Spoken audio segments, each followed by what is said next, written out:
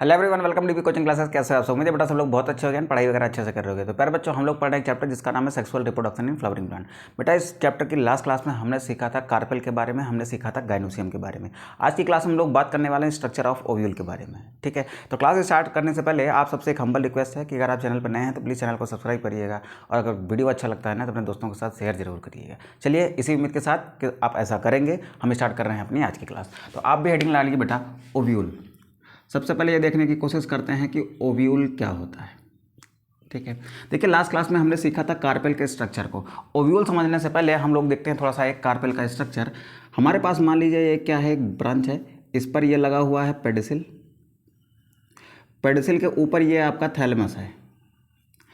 Thalamus के ऊपर ऐसे एक स्ट्रक्चर रखा रहता है जिसे हम कह रहे हैं ये कार्पेल है। ठीक है, ये इसका ऊपर वाला पार्ट स्टिग्मा कहलाता था,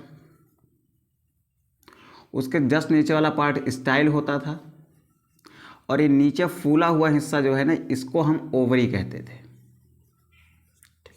इतनी बात लास्ट वीडियो में हुई थी। अब इस ओवरी के अंदर ऐसे ऐसे पार्टीशन होते हैं, ठीक है, जिन्हें हम क्या कहते हैं, इस एक चैम्बर को हम कहते हैं ओवेरियन कैविटी। ओवेरियन कैविटी कहते हैं, या फिर इसी को हम लोग लोक्यूल कहते हैं। क्या कहते हैं? लोक्यूल कहते हैं। इस एक चैम्बर को लोक्यूल कह रहे हैं, तो ये भी लोक्यूल है, ये भी है और ये भी है। लोक्यूल क्या है, ये बात क्लियर हो गई। अब इनमें क्या होता है, इन लोक्यूल में क्या होता है, ऐसे एक टिश्यू होता है नीचे की तरफ, स्पेशल टाइप का टिश्यू होता है। इस टिश्यू को हम लोग कहते हैं ये हमारी प्लेसेंटा है। क्या है बेटा? ये प्लेसेंटा है। अब इसी प्लेसेंटा के ऊपर यहाँ पर ऐसे फ्यूनिकल लगा होता है, और यहाँ पर ऐसे आपका ओव्यूल लगा होता है। तो ये स्ट्रक्चर किसका है? ये स्ट्रक्चर है ओव्यूल का। तो कुल मिलाकर ओव्यूल कहाँ दिख रहा है? तो ओवरी के अंदर। ओव्यूल वो स्ट्रक्चर है ओवरी के अंदर जहाँ पर दो काम होते हैं। कितने काम होंगे? जहाँ पर दो काम होंगे। पहला काम क्या होगा? पहला काम यहाँ पर होगा फीमेल गैमेटोफाइट का डेवलपमेंट।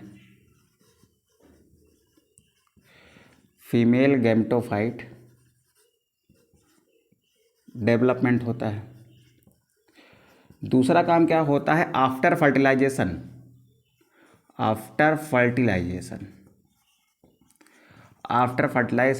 ये ओव्यूल वाला पार्ट जो है ना, ये क्या बना देता है बेटा? ये आपका सीड बनाता है। ठीक है, तो ओव्यूल क्या है? ओवरी के अंदर सिचुएटेड ऐसा पार्ट जो फीमेल गैमेटोफाइट का डेवलपमेंट करता है, और जिसमें आफ्टर फर्टिलाइजेशन सीड फॉर्मेशन की एबिलिटी होती है, यानी जो सीड फॉर्म करता है, जो सीड के रूप में चेंज हो जाता है, वही क्या है? आपका ओव्यूल है। ठीक है, तो ओव्यूल को कैसे डिफाइन करेंगे? तो क्या लिखेंगे? It is a structure present in ovary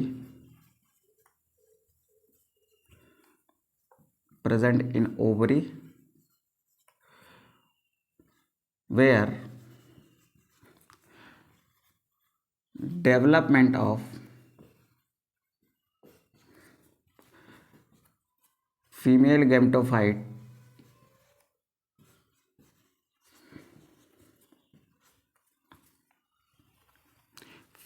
gametophyte takes place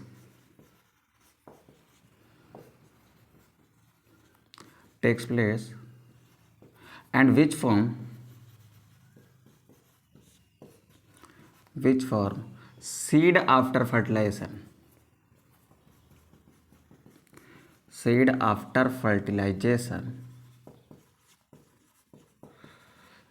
is called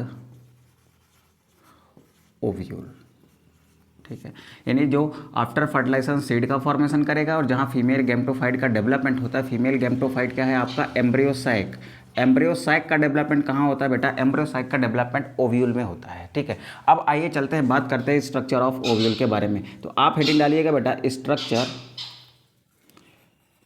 structure of ovule. हम लोग बात करेंगे स्ट्रक्चर ऑफ ओव्यूल के बारे में कि एक ओव्यूल दिखाई कैसा देता है। ठीक है, मान लीजिए बेटा ये क्या है? ये आपकी एक ओवरी वॉल है। ये क्या है? ओवरी की वॉल है। ओवरी के वॉल पर देखो क्या है, आपका प्लेसेंटा दिख जा रहा है। ठीक है, तो ये स्ट्रक्चर क्या है, ये ग्रीन कलर स्ट्रक्चर क्या है, ये ग्रीन कलर वाला स्ट्रक्चर जो है ना ये प्लेसेंटा है।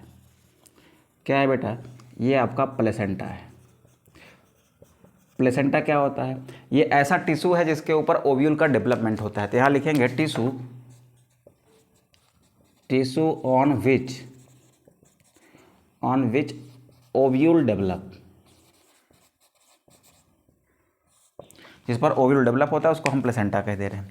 अब इस प्लेसेंटा के ऊपर यहाँ पर ऐसी एक सीधी लाइन है, देखो ये एक स्ट्रेट स्टॉक लाइक स्ट्रक्चर है, ठीक, इसे हम कह रहे हैं भैया फ्यूनिकल। क्या है भैया, ये फ्यूनिकल है। अब इसके ऊपर यहाँ पर एक स्ट्रक्चर ऐसे है, देखिए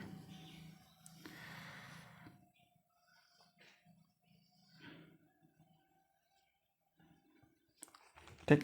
अब यहाँ पर क्या होता है बेटा, बहुत सारी सेल्स का मास भरा होता है, यानी बहुत सारी सेल्स भरी होती हैं। इन्हीं में से कोई एक सेल जो है वो आगे जाके डेवलप करके एम्ब्रियो सैक बनाती है। इन्हीं में से कोई एक सेल आगे जाके डेवलप करके एम्ब्रियो सैक बना रही है। तो ये क्या हो गया, ये ब्लैक वाला एम्ब्रियो सैक है, ठीक। और ये रेड वाली सेल्स जो है ना, इन्हें हम न्यूक्लियस कह रहे हैं। अब ध्यान से सुनिएगा, ये जो ब्लू कलर वाली लेयर है, ये ब्लू कलर वाली लेयर क्या है, इंटेगमेंट्स हैं, इंटेगमेंट्स, ठीक है। ये क्या है, आपकी इंटेगमेंट्स है, एक बाहर की तरफ है एक अंदर की तरफ है। यानी कितने टाइप के हैं, ये 2 टाइप के हैं, एक आउटर है और एक क्या है भैया, एक आपकी इनर है, ठीक है। अब ध्यान से देखिए, एक एरिया ये वाला आपको दिख रहा है, इस एरिया को हम लोग कहते हैं चलाजा। ये वो एरिया है, यहाँ पर सामने देखिए, यहाँ पर ये वो एरिया है जहाँ पर इंटेगमेंट नहीं है, ये है आपका माइक्रोपाइल। ये क्या है आपका, ये आपका फ्यूनिकल है। अगर आप ध्यान से देखें तो ये माइक्रोपाइल, ये चला जा और ये फ्यूनिकल तीनों एक सीध में है कि नहीं है, एक सीधी रेखा में है कि नहीं है, ठीक है। ध्यान से देखिए, ये आपका माइक्रोपाइल है, ये आपका चला जा है और ये आपका फ्यूनिकल है, ये तीनों एक ही सीधी लाइन में अलाइन है, ठीक है। तो ऐसा ओव्यूल क्या कहलाता है, ये पूरा जो ओव्यूल आपको दिख रहा है। अच्छा, एक चीज़ और लिख लीजिएगा, ये जो आपकी ब्लू कलर की है, ये क्या है, ओव्यूल की बॉडी है, ये ओव्यूल बॉडी है। और जहाँ पर अटैच होती है ये फ्यूनिकल से, उसको हम हाइलम कहते हैं, ठीक है। तो ध्यान से सुनेंगे बेटा, ध्यान सुनेंगे, फ्यूनिकल क्या है, पहली बात तो लिख लीजिए, फ्यूनिकल क्या है। फ्यूनिकल वो स्ट्रक्चर है जो ओव्यूल की बॉडी को प्लेसेंटा से जोड़ता है, which attach body of ovule with placenta, ठीक है। ये बात हो गई। हाइलम क्या है, ये पॉइंट ऑफ अटैचमेंट है, point of attachment of ovule body on funicle, ठीक है। अच्छा, ये जो आपको ओव्यूल दिख रहा है ना, ये जो आपको ओव्यूल दिख रहा है, इस टाइप के ओव्यूल को, जिसमें माइक्रोपाइल और आपका ये फ्यूनिकल और प्लेसेंटा नहीं, फ्यूनिकल, चलाजा और ये माइक्रोपाइल, ये तीनों एक लाइन में अलाइन होते हैं ना, उसको हम क्या कहते हैं, उसको हम कहते हैं ऑर्थोट्रोपस ओव्यूल, ठीक है। तो ये बात हो गई किसकी, ओव्यूल की। अब हम लोग चलते हैं आगे और देखते हैं types of ovule. Types of ovule, ठीक है। देखिए, एंजियोस्पर्म प्लांट में एक टाइप का ओव्यूल तो होता नहीं है, उसमें कई टाइप के ओव्यूल होते हैं, ठीक है। अब उनमें क्या होता है, माइक्रोपाइल, चलाजा और फ्यूनिकल की लोकेशंस अलग अलग होती हैं, तो उसके आधार पर हम क्या कर रहे हैं, ओव्यूल के टाइप देख रहे हैं। तो हम लोग जब भी किसी के टाइप देखते हैं ना, जैसे हम एक क्लास में अगर डिवीजन कर रहे हैं किसी भी चीज़ का, जब हम डिवीजन करते हैं ना, किसी चीज़ को आधार मानते हैं, किसी बेसिस पर करते हैं, यानी किसी चीज़ को आधार मान के करते हैं। जैसे क्लास का डिवीजन करना है तो आप कैसे करोगे, आप जेंडर के आधार पर कर लेते हो, जेंडर को बेस मान के करते हो ना, कि इधर मेल बॉयज़ बैठ जाएंगे, मेल बॉयज़ क्या, बॉयज़ तो मेल ही होते हैं, इधर मेल बैठ जाएंगे, इधर फीमेल्स बैठ जाएंगी। तो ऐसे होता है ना, मेल स्टूडेंट फीमेल स्टूडेंट में डिवीज़न कर दिया। कुछ बच्चे ऐसे होते हैं जो ड्रेस में होते हैं, कुछ विदाउट ड्रेस में हैं, तो आप ड्रेस के अकॉर्डिंग भी कर सकते हो, ड्रेस वाले एक साइड बैठ जाएं, विदाउट ड्रेस वाले एक साइड बैठ जाएं। कुछ बच्चे ऐसे होते होंगे जो पैदल आते होंगे स्कूल, और कुछ ऐसे होते होंगे जो किसी व्हीकल से आते होंगे, तो आप इसके आधार पर भी कह सकते हो, व्हीकल से व्हीकल के आधार पर, कुछ बच्चे जो व्हीकल वाले हैं वो एक साइड बैठ जाएं, बिना व्हीकल वाले एक साइड बैठ जाएं। तो ऐसे आप डिवीजन कर सकते हो। जब भी किसी चीज़ का हम डिवीजन करते हैं, किसी चीज़ को बेस मानते हैं, किसी चीज़ को आधार मानते हैं। तो यहाँ पर भी जब हम टाइप्स ऑफ ओव्यूल देखेंगे, यानी ओव्यूल का हम क्या करेंगे, डिवीजन करेंगे, तो हम किसी न किसी चीज़ को आधार मानने वाले हैं। तो किसके आधार पर करते हैं, on position of micropyle, chalaza and funicle. इन तीनों की पोजीशन के अकॉर्डिंग हम क्या कर रहे हैं, टाइप्स ऑफ ओव्यूल देख रहे हैं। तो we are looking types of ovule on the basis of position of micropyle, chalaza and funicle. ठीक है, तो यहाँ पर लिख लेते हैं on the basis of, on the basis of position of chalaza, micropyle and funicle. ठीक है, तो इस आधार पर ये आपका होता है बेटा 6 टाइप्स का। कितने टाइप्स का, 6 टाइप का। और ये सभी टाइप हमको ध्यान से देखना है, विद डायग्राम देखना है। पहला जो हमारा टाइप है वो है हमारा ऑर्थोट्रोपस, ऑर्थोट्रोपस ओव्यूल। दूसरा जो है वो है हमारा एनाट्रोपस ओव्यूल।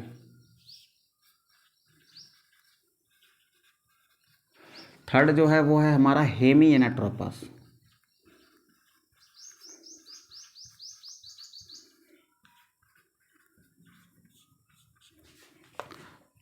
फोर्थ जो है वो है हमारा कैम्पाइलोट्रोपस। फिफ्थ जो है वो है हमारा एम्फीट्रोपस। और सिक्स्थ जो है वो है हमारा सर्सिनोट्रोपस। ये हो गया हमारा फर्स्ट, ये हो गया बेटा सेकंड, ये हो गया थर्ड, ये हो गया fourth, and this one is your fifth, and this one is sixth. सबसे पहले चलते हैं बेटा ऑर्थोट्रोपस ओव्यूल में, कि हमारे ऑर्थोट्रोपस ओव्यूल क्या होते हैं। ठीक है, तो यहाँ पर जो ओव्यूल बना दिख रहा है ना, ये ऑर्थोट्रोपस ओव्यूल है। ऑर्थोट्रोपस ओव्यूल की खास बात ये होती है कि इसका माइक्रोपाइल, चलाजा और फ्यूनिकल, ये तीनों एक स्ट्रेट लाइन में होता है। ठीक है, तो यहाँ पर कैसे बनाएंगे, जैसे वहाँ पर बनाया है, ये हो गई आपकी प्लेसेंटा, प्लेसेंटा के ऊपर ये हो गया आपका फ्यूनिकल। ठीक है, और फ्यूनिकल के ऊपर क्या हो गया, फ्यूनिकल के ऊपर ये बॉडी ऑफ ओव्यूल हो गया, ऐसे देखिए।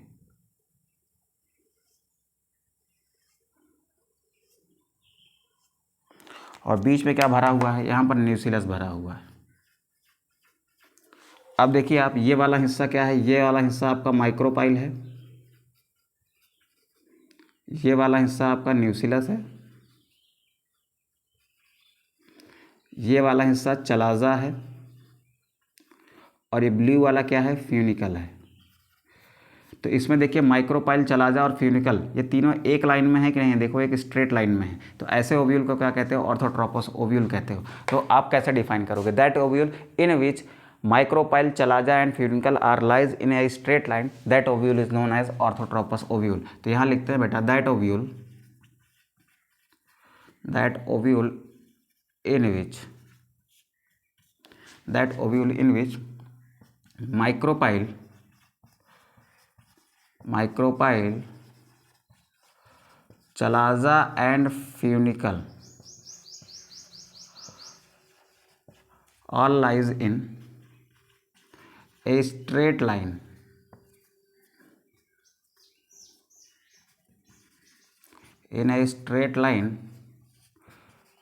that ovule is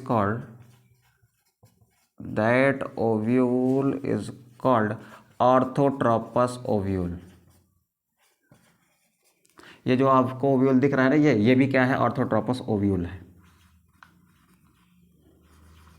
ठीक है, अब चलते हैं हम लोग कहाँ पर, अपने सेकेंड टाइप पर। इससे पहले इसका लिख लेते हैं एग्जाम्पल मिलेगा आपको पिपरेसी फैमिली में।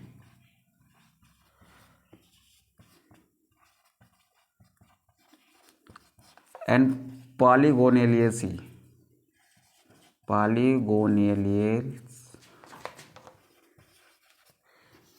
ठीक है, ये दो फैमिली ऐसी हैं जहाँ पर आपको इस तरीके के ओव्यूल मिलेंगे। ठीक है, आप चलिए अब अगले वाले में। अगला वाला है हमारा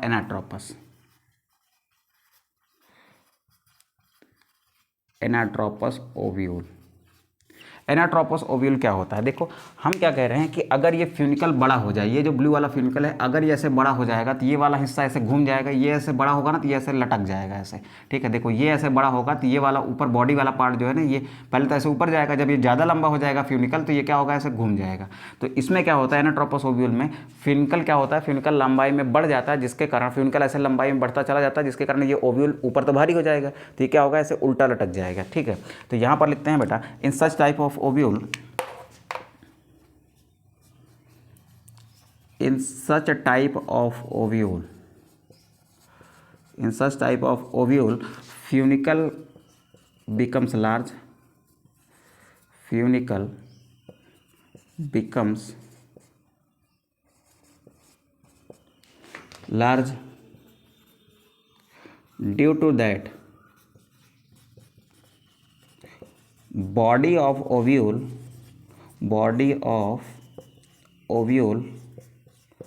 bent through 180 degree and micropyle comes near funicle। मतलब कितने पे घूम जाता है, जब ये ऐसे बढ़ेगा तो ये 180 डिग्री पे घूम जाएगा, यानी ये ऐसा हो जाएगा तो यानी ये वाला हिस्सा नीचे आ जाएगा, ये वाला हिस्सा कहाँ चला जाएगा, ऊपर चला जाएगा। देखो कैसे होगा, ये मान लीजिए क्या है, ये आपकी प्लेसेंटा है, ये क्या है बेटा, ये प्लेसेंटा है, ठीक। इसमें क्या हो रहा है, इसमें यहाँ पर ये ब्लू कलर का ऐसे फ्यूनिकल है, इसका साइज क्या हो गया, बड़ा हो गया। साइज बड़ा होने के कारण इसका ये जो बॉडी वाला पार्ट है ओव्यूल का ना, ये क्या हो गया, ऐसे टर्न हो गया। टर्न हो गया तब माइक्रोपाइल कहाँ चला जाएगा, नीचे। देखो ये कुछ ऐसा हो गया। अब आप देखिए ध्यान से, माइक्रोपाइल कहाँ है, यहाँ पर है। पहले क्या था, माइक्रोपाइल दूर था किससे, माइक्रोपाइल दूर था फ्यूनिकल से, माइक्रोपाइल दूर था फ्यूनिकल से। अब माइक्रोपाइल किसके पास आ गया है, फ्यूनिकल के पास आ गया है।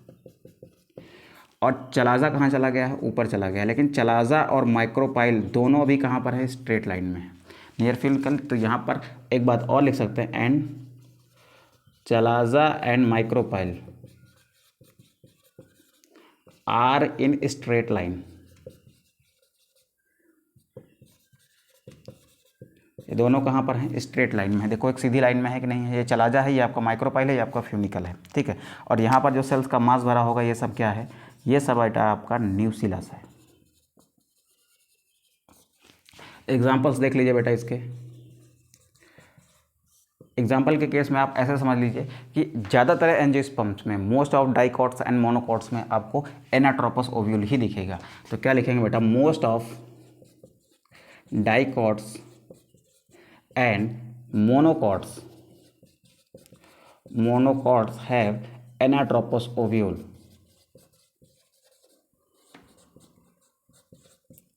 ठीक है, ये बात हो गई किसकी, एनाट्रोपस ओव्यूल की। अब हम लोग चलते हैं कहाँ पर, अपने थर्ड में। और थर्ड करने से पहले आप इस पूरे बोर्ड का स्क्रीनशॉट करिए, फिर थर्ड वहाँ पर हम रफ करके फिर वहाँ पर थर्ड वाला बनाते हैं। थर्ड वाला जो होगा ना वो इसी से डिराइव हुआ है, ठीक है। तो चलिए आगे बढ़िए बेटा, फटाक से इसका स्क्रीनशॉट करिए, हम हट जा रहे हैं, आप स्क्रीनशॉट करिए, दिन आगे बढ़ जाते हैं। चलो बेटा ये वाला पार्ट हम लोग रफ करते हैं।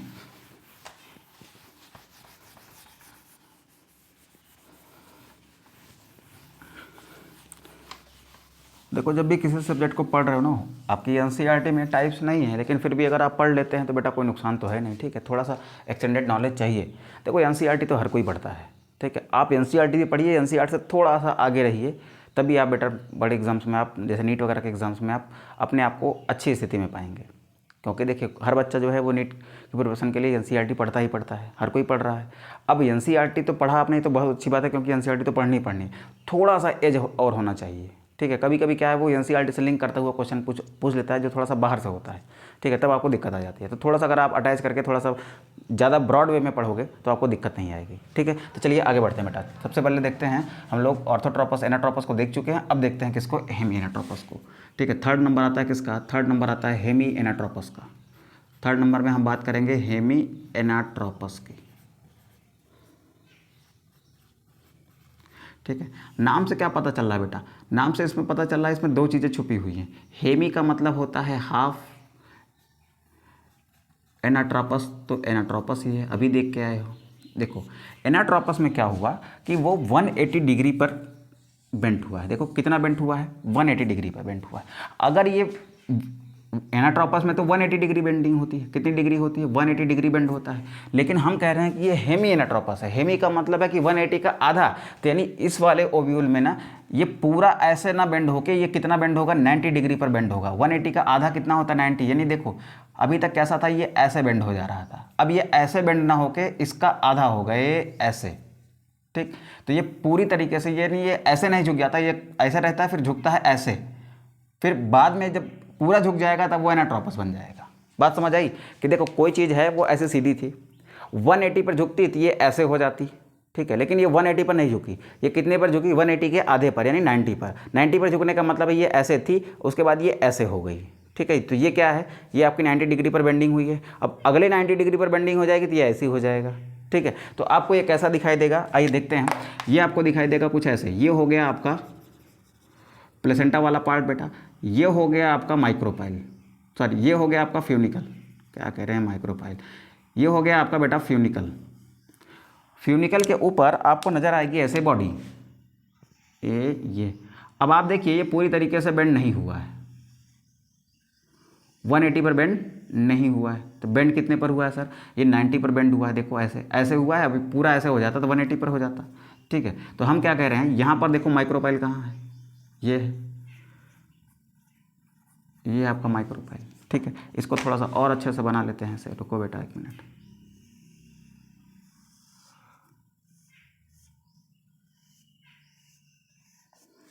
ठीक, अब आप देखिए चलाजा कहाँ है, चलाजा यहाँ पर है।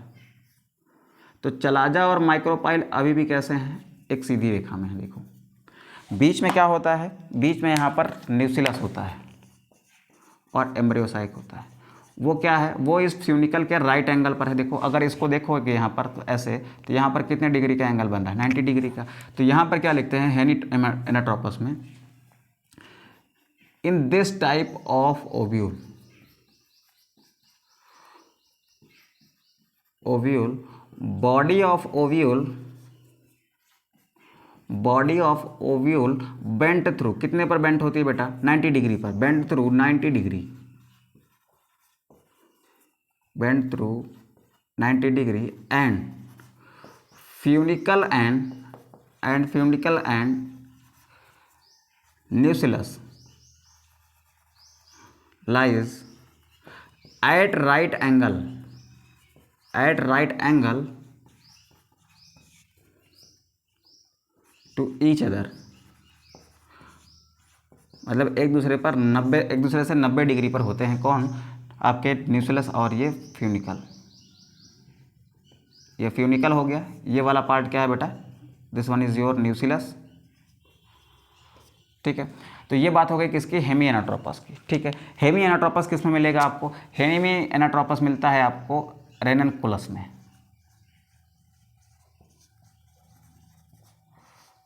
ठीक है। किस में मिलेगा, इसका एग्जांपल है आपका रेनाकुलस, ठीक है। अब चलते हैं हम लोग कहाँ पर, अब हम लोग चलते हैं अपने अगले वाले पर। अगला वाला हमारा क्या है, कैम्पाइलोट्रोपस। ये हो गया हमारा फोर्थ, यानी ये है हमारा कैम्पाइलोट्रोपस,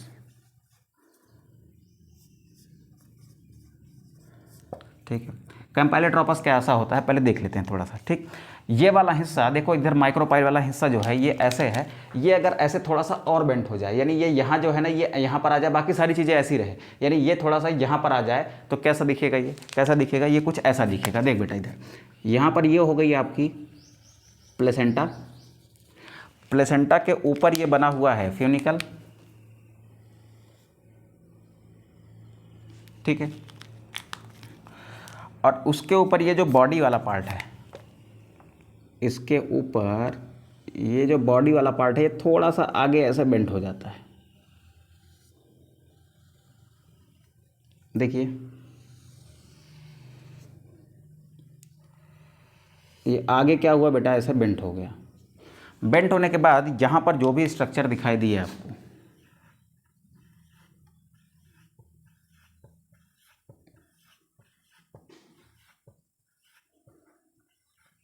और यहीं पर क्या है, इसी में तो एम्ब्रियोसैक भी है, तो यहाँ पर एम्ब्रियोसैक भी बना लेते हैं। ये आपकी एम्ब्रियोसैक भी है इसी में, और यहाँ पर न्यूसिलस है।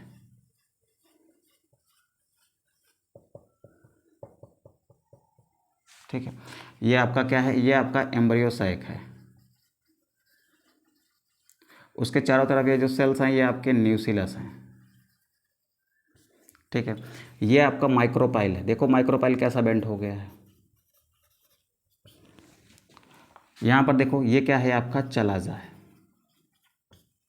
देखो माइक्रोपाइल इस वाले में ज़्यादा बेंड हो गया, जिसके कारण ये जो बॉडी है ना किसकी, ओव्यूल की, ये हो गई है बेटा हॉर्स शेप। ठीक है, तो यहाँ पर लिखते हैं कि in this type of ovule, in this type of ovule body of ovule is horse shoe shape.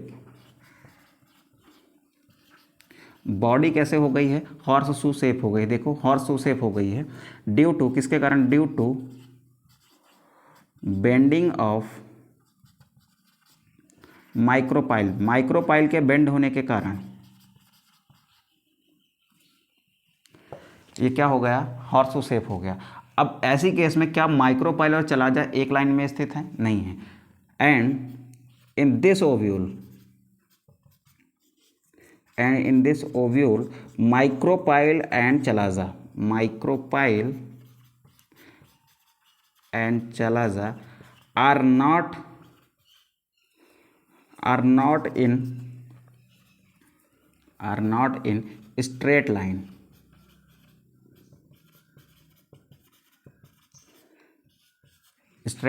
however जबकि ये जो आपका एम्ब्रियोसाइक और न्यूसिलस है ये कैसा होता है कि स्ट्रेट लाइन में होता है वो। However nucellus and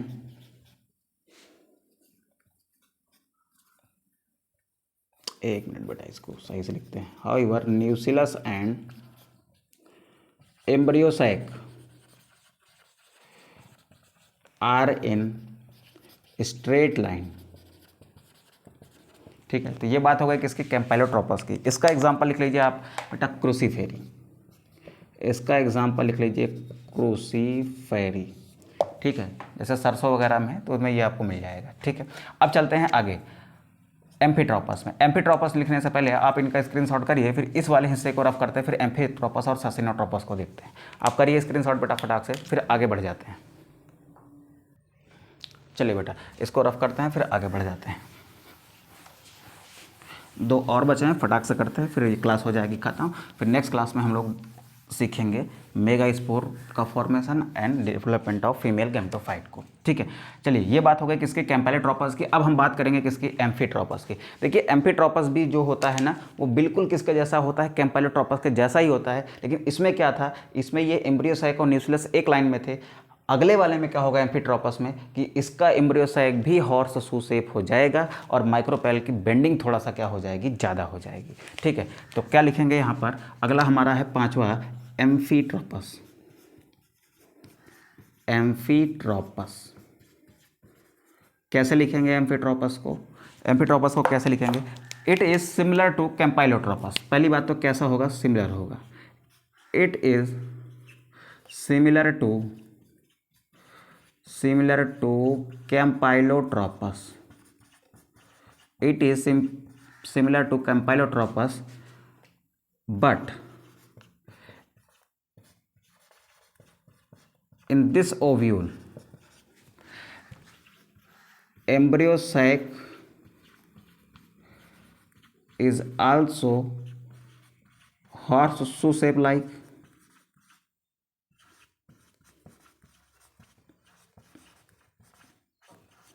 and embryo sac and nucleus not lies in straight line। ठीक है, कैसा दिखेगा ये, आइए देखते हैं। पहली बात तो बॉडी किसके जैसी होगी, बॉडी बिल्कुल कैम्पाइलोट्रोपस जैसी होगी। अंतर क्या है इसमें, देखो ये दोनों सीधी लाइन में, इसमें क्या होगा, ये आगे थोड़ा सा आगे आ जाएगा और एम्ब्रियोसाइक जो है ना वो हॉर्सू शेप हो जाएगा। यहाँ पर एक बात और लिख लेते हैं, माइक्रोपाइल स्लाइटली बेंट मोर, स्लाइटली बेंट मोर, यानी माइक्रोपाइल थोड़ा सा ज़्यादा जो है बेंट हो जाता है। कैसा दिखेगा? चल भैया बना लेते हैं फटाक से, कैसा दिखेगा ये। ठीक, ये हो गई प्लेसेंटा, ये हो गया आपका फ्यूनिकल। आई थिंक अब ये आपको याद हो जाना चाहिए, क्योंकि इतनी बार हम लोगों ने इसको ड्रॉ कर लिया कि याद हो जाना चाहिए। बेटा जब आप क्लास में इस तरीके से पढ़ रहे हो ना, तो आप प्रॉपर नोट्स भी ऐसे ही बनाते जाओ, कोई दिक्कत नहीं है, आपके सारे क्वेश्चंस लग जाएंगे, ये मेरी गारंटी है। ठीक है, आप इसको प्रॉपर तरीके से ऐसे ही बनाते जाइए और प्रॉपर टाइम पर इसको रिवाइज करते रहिए। अब आप देखिए कैसा दिखेगा आपका एम्फीट्रोपस।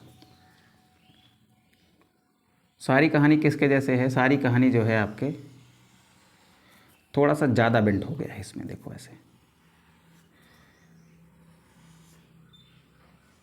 ये ठीक। माइक्रोपाइल कहाँ चला गया है? नीचे। और इसका जो एम्ब्रियो सैक है ना, वो एम्ब्रियो सैक भी ऐसे हॉर्स शू शेप हो गया है। यहाँ पर क्या भरा हुआ है? न्यूसिलस है। और ये क्या है? ये आपका चलाजा है,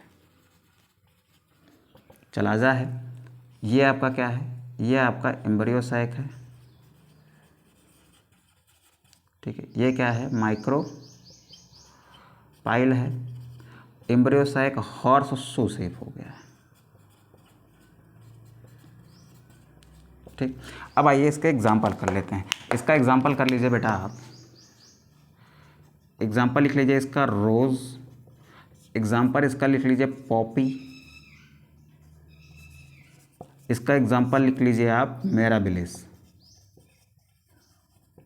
ठीक है, ये हो गए इसका एग्जाम्पल किसके? एम्फीट्रोपस के।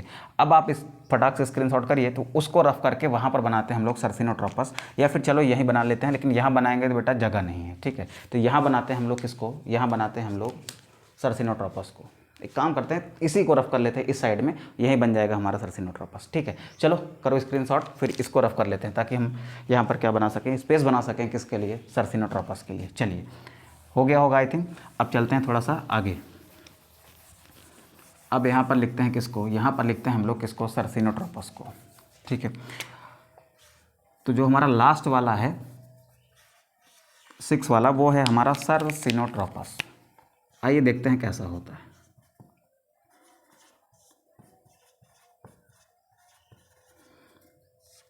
ठीक, अब देखिए मान लीजिए मेरे पास एक ओव्यूल था ऐसे, ठीक, सीधा था ऐसे, ये ऐसे सीधा था। ठीक, उसके बाद 180 बेंडिंग हुई तो ये कुछ ऐसा हुआ, यानी माइक्रोपाइल कहाँ चला गया? ऐसे नीचे चला गया। ठीक है, अब यहाँ से 180 और हो जाएगी, तो यानी ये ऐसे घूम कर क्या होगा? ये ऐसे घूम कर फिर से ऐसे क्या होगा? सीधा हो जाएगा। यानी देखो अभी ये ऐसे है, ठीक है, ये ऐसे है, जब ये ऐसे घूमेगा ना, तो अभी तो ऐसे है, जब ये घूमेगा तो फिर से ऐसे सीधा हो जाएगा, यानी ये माइक्रोपाइल फिर से कहाँ चला जाएगा? ऊपर चला जाएगा। तो इसमें क्या होता है बेटा? सर्सिनोट्रोपस पहली बात तो बहुत रेयर टाइप का ओव्यूल है। तो पहली बात क्या लिखेंगे? It is a very rare type ovule. It is very rare type of ovule। it is very rare type of ovule, बहुत ही रेयर टाइप का ओव्यूल है। और इस ओव्यूल में क्या होता है? इन दिस ओव्यूल, यहाँ पर लिखते हैं बेटा, इन दिस ओव्यूल, इस ओव्यूल में क्या होगा? In this ovule body of ovule, body of ovule bent through 360 degree. So funicle present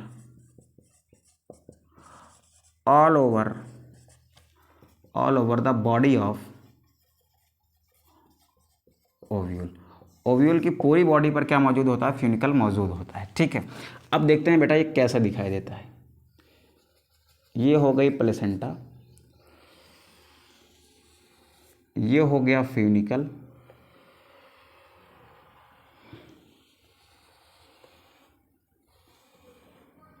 ऐसे। ठीक, अब ये जो था ना, ये ऐसे पूरा घूम के सीधा हो गया है, यानी ये जो है ना, ये कुछ ऐसा दिख रहा है बेटा आपको।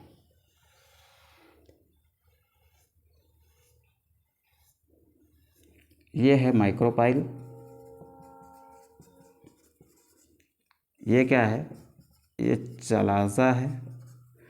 और ये ब्लैक वाली जो पट्टी दिख रही है यहाँ से लेकर ये वाली, ये क्या है? ये आपका फ्यूनिकल है। और इसके अंदर ये एम्ब्रियोसाइक हो गई, ठीक है। और एम्ब्रियोसाइक के साथ साथ में यहाँ पर बहुत सारे न्यूक्लियस की सेल्स हो गई। तो ये हो गया न्यूक्लियस, ये हो गया एम्ब्रियोसाइक, ठीक है। तो यहाँ पर आप देखिए कि ये पूरा घूम गया, अभी ऐसे था, ये ऐसे था, ये पूरा फिर से एक बार ऐसे घूम गया। तो ये फ्यूनिकल जो है ना, ये चारों तरफ ऐसे टर्न ले लेता है। देखो ये फ्यूनिकल है और ये पूरा ऐसे घूम गया। अब इस टाइप का ओव्यूल ना बेटा बहुत रेयर होता है। किस में दिखता है? इसका एग्जाम्पल आप ओपनसिया लिख लीजिए। क्या लिख लीजिए बेटा? ओपनसिया। तो इसका एग्जाम्पल लिखिए बेटा आप जरा, इसका एग्जाम्पल हो जाएगा ओपनसिया, ठीक है। तो ओपनसिया हो गया इसका एग्जाम्पल। बेटा आज की क्लास में हमने ये 6 तरीके के ओव्यूल को पूरे अच्छे मन से, अच्छे डायग्राम से समझ लिया है। अब आगे की क्लास में हम लोग सीखेंगे डेवलपमेंट ऑफ फीमेल गैमेटोफाइट। हम लोग ये देखेंगे कि कैसे मेगा स्पोर का फॉर्मेशन होता है, फिर कैसे मेगा स्पोर से फीमेल गैमेटोफाइट यानी ये एम्ब्रियोसाइक, ये एम्ब्रियोसाइक ही क्या है बेटा? आपकी फीमेल गैमेटोफाइट है, ठीक है।